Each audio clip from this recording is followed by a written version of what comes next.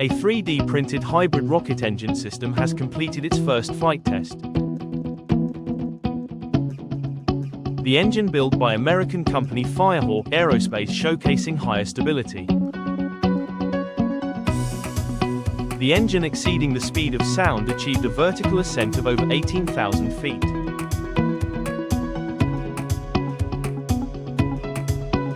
The test of additively GMLRS class Firehawk analog engine demonstrated higher thrust performance. Firehawk has been advancing the next generation of defense systems with solid rocket motors powered by additively manufactured propellant.